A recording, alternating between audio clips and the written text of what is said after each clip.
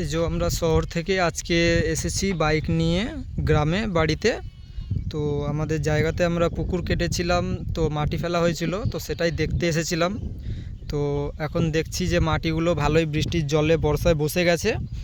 আর এই যে দেখতে পাচ্ছেন ভাই সামনে ঘোরাঘুরি করছে, দেখছে জায়গাটা। দেখুন আপনারা আমাদের জায়গাটা কেমন হয়েছে আর কতটা জায়গা আছে দেখুন। এই যে আমাদের এখান থেকে জায়গা শুরু হচ্ছে, আর এই দিকের জায়গাটা এই দিকে শেষ হচ্ছে। এই যে এই সাইডটা চওড়ায় প্রায় 48 ফুট হচ্ছে আমাদের, ঠিক আছে।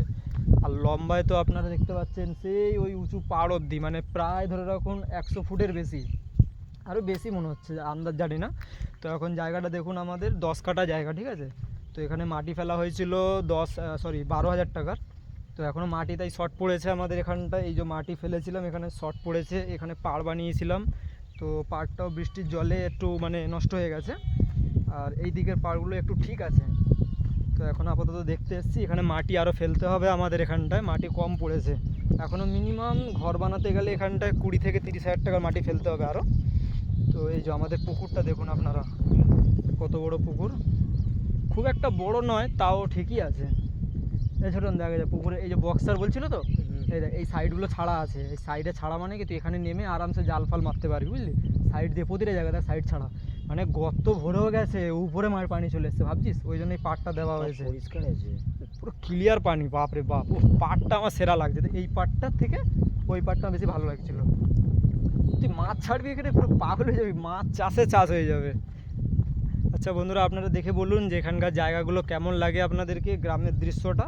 আর এই পুকুরটা পুরো আমাদের, পুকুরের জলটা খালি একবার দেখুন যে কতটা ক্লিয়ার আর কি, পুরো পরিষ্কার একদম, যেন মনে হয় পুরো মিনারেল ওয়াটার। আর এখানটায় আমাদের এই যে জায়গা শেষ সীমানা, ওই সাইড থেকে এখানটায় বুঝে নিন তাহলে কতটা চওড়া। দেখুন এখান থেকে ওই যে দেখা যাচ্ছে গাছ, ইউক্যালিপটাস গাছগুলো দেখা যাচ্ছে, ওই অতটা লম্বাই পাড় সোজাসুজি।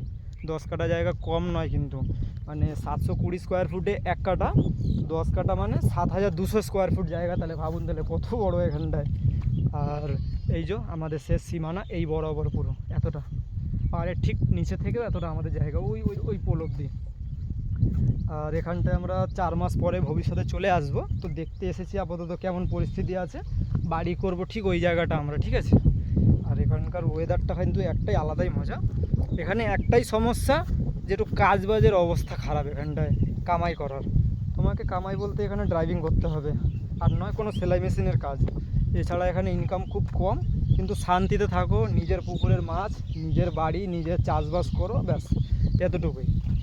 তো আপনারা ভিডিওটা দেখুন, কেমন লাগছে বলবেন, ভালো লাগলে লাইক করবেন, কমেন্ট করবেন, শেয়ার করবেন, ঠিক আছে।